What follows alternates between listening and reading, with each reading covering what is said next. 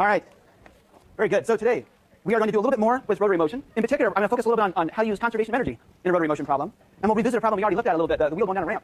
Just to remind you, I got the loop out here, about the issues about something's rolling, not just sliding down a ramp. In addition to that, we're also going to talk today about statics. So static equilibrium problems are actually rotary motion problems in disguise. I said that in class a few times, and today we'll see why. I'll show you an example that's really obviously an extension of our rotary motion problems, and then I'll look at a problem that's not as obviously an extension, but still is a rotary motion problem in disguise. So for reading, we're finishing up our chapter 10, and we're moving on to chapter 12, right? That's the static equilibrium stuff. Is that right? What was 11? Was 11 is, I guess we're skipping that. That must be angular momentum, right? We're skipping that chapter. That's right. Okay, great. So conservation of energy. So as you know, if you have forget rotary motion for a second, if you have a problem with some projectile or whatever it is, you got a spring, maybe there's some gravity in the problem, there's some object mass that's moving around, you can use conservation of energy to solve the problem if the question you're asked has to do with what's the final velocity of the object, right? As opposed to how long will it take, like that kind of question. And so suppose we ask a similar question, but with rotation in the mix, right? So for example, we start off our object at some height along, you've seen this thing a million times, we start off our object at some height on this roller coaster, and we say, is he going to make it to the top or not? This one doesn't, this one does, right? If we wanted to think through that problem, we could answer that using conservation of energy, because the question is going to come down to just what the velocity is at some point in the future, and as long as we have some way to characterize how high up it is, how much work gravity has done. So I'll get rid of this. So I just want to remind you of that problem. And this is of course the same as the problem. Well, it has the same ideas behind it. For the problem, two different wheels rolling down a hill. One is a solid disk with all its mass concentrated at the center, versus another one with mass concentrated around the outside. So let's ask this then. The question is, what will the final velocity be, right, of some wheel rolling down a ramp?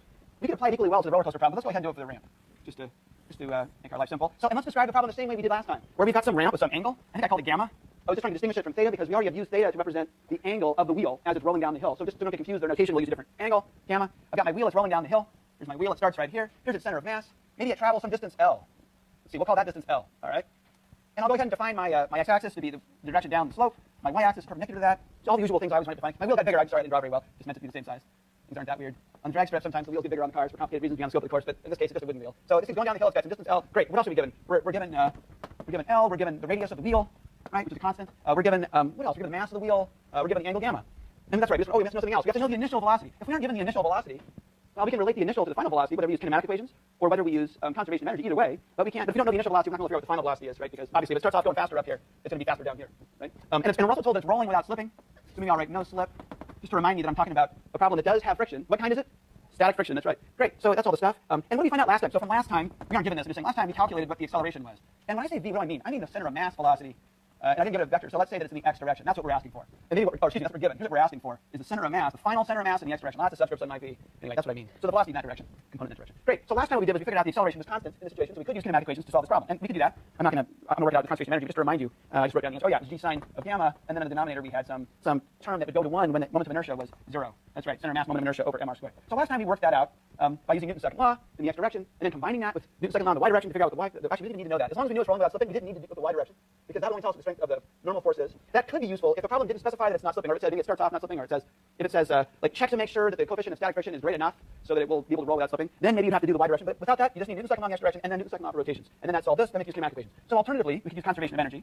Okay? So this is an alternate approach. If we do that, then we have the same old equation I always write for conservation of energy. We've got a bunch of energy terms final minus a bunch of energy terms initial equals the external applied work. I think I'll say net external work. But remember, this shouldn't include anything you've already accounted for over here.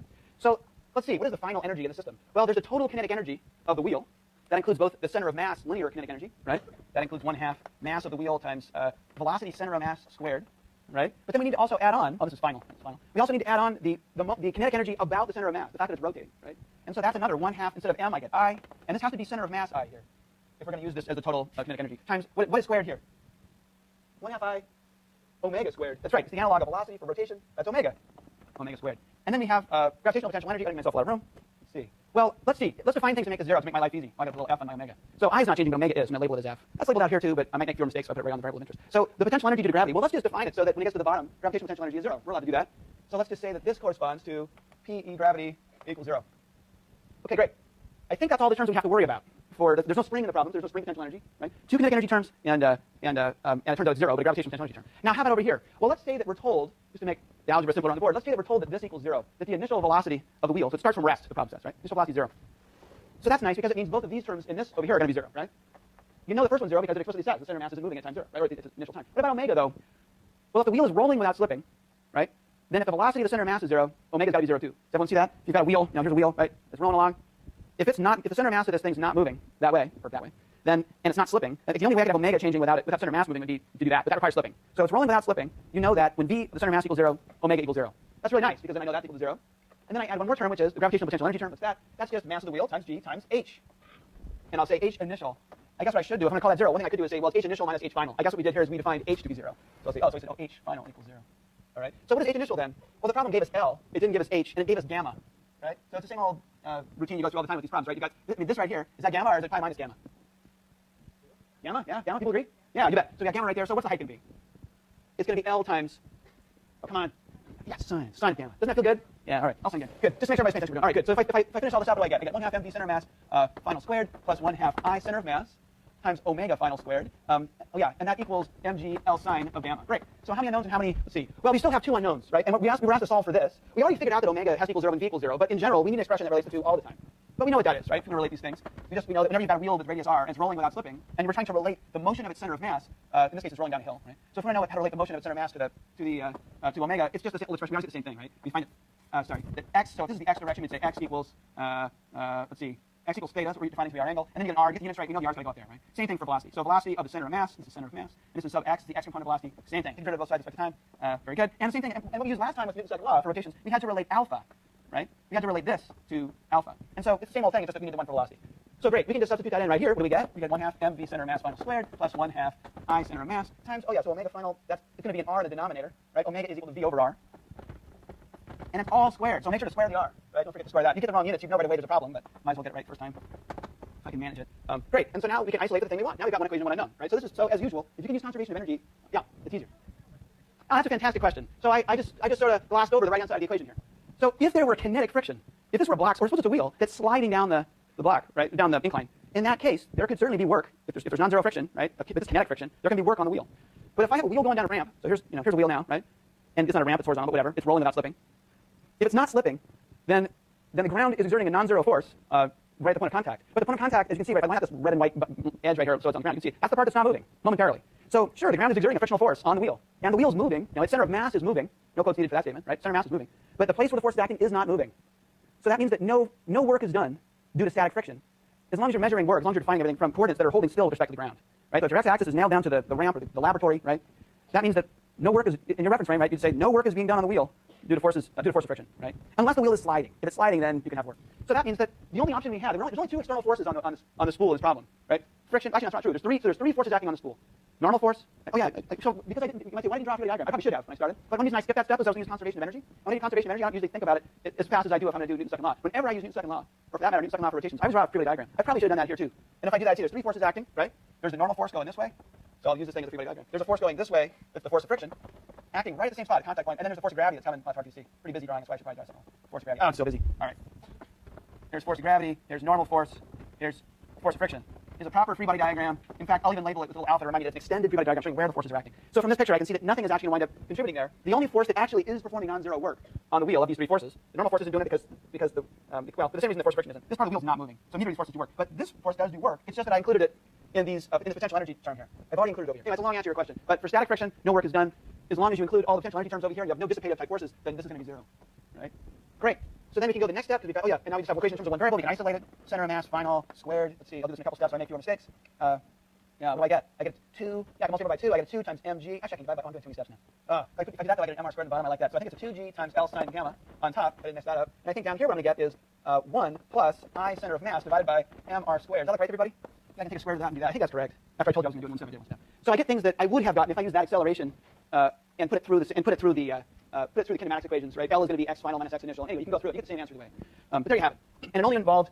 The only thing that's tricky about it is to remember to include both types of terms for kinetic energy. One thing I'll point out too is that it's really important that when I add this term right here, in addition to the center of mass term, that we're talking about the center of mass moment of inertia. We can rewrite this whole thing actually in terms of just a rotary motion term. It turns out if we take a stationary point on the object. So this is kind of a subtle point, but you can forget about it if it's too complicated. The idea is that if you just take the bottom of this thing as a stationary point, the wheel, the part of the wheel that's touching the ramp, and just include a 1/2 I omega term, omega squared, 1/2 I omega squared term, that's sufficient. That includes all the kinetic energy, including the center of mass kinetic energy, but you have to use I for that part of the wheel, not center of mass. But the easy way to keep my head straight so I don't get confused is I write down both terms, a term for the center of mass and a term about the center of mass. And that's just the easiest way for me to keep my head straight about how to do it. The thing is, in some problems there's a stationary point on an object, like a wheel rolling without slipping. That's a case where there is a stationary point. It's the point where the wheel touches the ground. But there are some rotary motion problems where there is no stationary point on the object. Like suppose I have a piece of chalk and I'm spinning it at some omega, right, or whatever, and it's falling, and it's been falling for a while. So it's traveling down at a really fast speed at this point. Center of mass is moving really fast. If it's rotating along then, well, there's no point on the object that's actually holding still. There's no stationary point. there's a way to handle that. You could define a stationary point that's way off of the object. You could sort of extend it. But this, if you're happy thinking of it that way, you can do that. But the easier way to think about it for me is just to write down the two different terms separately: the center of mass term and then the rotary term around the center of mass, and then you use moment of inertia center of mass. Anyway, I said the same thing 10 times. I'm sorry, but this trips students up. So I just like to linger on some of these concepts a few times in the context of a real problem. So you got foothold when you try to sit down and work on these problems. Next midterm is probably going to have things like this on, right? Going to have rotary motion stuff. We're going to have to relate. You have to know how to relate omega to v, or theta to x, or alpha to a, right? And you'll have to know how to deal with kinetic energy when things are rotating as well as translating, right? Okay, great. So that's nice. We found a way to solve the final velocity, right? What I want to do now is transition from chapter 10 to chapter 12 in a natural way. As I keep asserting over and over again, right? Statics problems, it'll help you, at least helps me to keep straight what sort of procedure to go through to solve them if I remember that they're really rotary motion problems in disguise. And so to make that clear, I'm going to answer a question. I got a fantastic question in office hours. It was in office hours after the last lecture. A student came up and said, hey, so you showed us with this funny spool, right? You've seen this a couple times now. If you pull like this, it comes towards you, right?